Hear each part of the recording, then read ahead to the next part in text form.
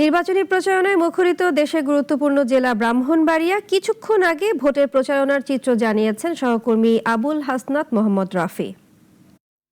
আসন্ন ত্রয়োদশ জাতীয় সংসদ নির্বাচনের প্রচারণার বাকি রয়েছে আর মাত্র 10 দিন। ইতিমধ্যে প্রার্থীরা তাদের প্রচার প্রচারণার বিভিন্ন প্রতিশ্রুতি দিয়ে যাচ্ছেন, জনসভা করে যাচ্ছেন এবং স্থানীয় যে সমস্যাগুলো আছে এগুলা প্রার্থীদের মাঝে তুলে ধরছেন। ভোটাররা তারা প্রতিশ্রুতি দিয়ে যাচ্ছেন। আমরা এখন কথা বলার চেষ্টা করব ব্রাহ্মণবাড়িয়া জেলা বিএনপির যে যুগ্ম সম্পাদক মাইনুল ইসলাম চপল।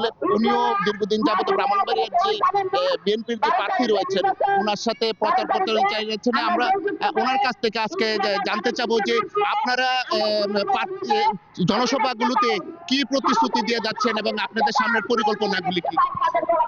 ধন্যবাদ আপনাকে। আমরা আসলে আমাদের দলের চেয়ারম্যানের যে প্রতিশ্রুতিগুলো মানুষের কল্যাণে, জনগণের কল্যাণে, ওনার যে মেইন 8টি প্রকল্প উনি হাতে নিয়েছেন, যেমন কৃষক কার্ড, ফ্যামিলি কার্ড, ক্রিয়া পেশা নয়, আর এই ক্রিয়া শুধু শখ নয়, ক্রিয়া পেশা, শিক্ষা সহ যে সমস্ত 8টি প্রকল্প চেয়ারম্যান মহোদয় আমাদেরকে দিয়েছেন, আমরা মানুষকে এগুলোর প্রতিশ্রুতি দিচ্ছি।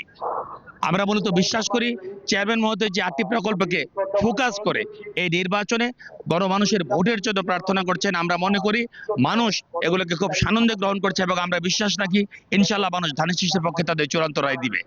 ধন্যবাদ মাইনুল চপল। আমরা যেটি শুনছিলাম যে ওনারা বিভিন্ন ভাবে প্রতিশ্রুতি দিয়ে যাচ্ছেন এবং আগামী দিনে নির্বাচিত হওয়ার পর কি করবেন এই বিষয়গুলো সাধারণ ভোটারের মধ্যে তুলে যাচ্ছেন। বিশেষ করে পাশাপাশি গতকাল জনাব তারেক রহমান হ্যাঁ ভোটের বিষয়ে ভোট চাওয়ায় তাদের প্রচারণার মধ্যে আর একটু জোরদার হবে বলে প্রত্যাশা করছেন দলীয় নেতাকর্মীরা। এ ছিল ব্রাহ্মণবাড়িয়া থেকে সর্বশেষ খবর। আরেকদিন আরেকটি আসন থেকে আমরা ব্রাহ্মণবাড়িয়া থেকে যুক্ত হবার চেষ্টা করবো। আবুল হাসনাত মোহাম্মদ রাফি, ব্রাহ্মণবাড়িয়া।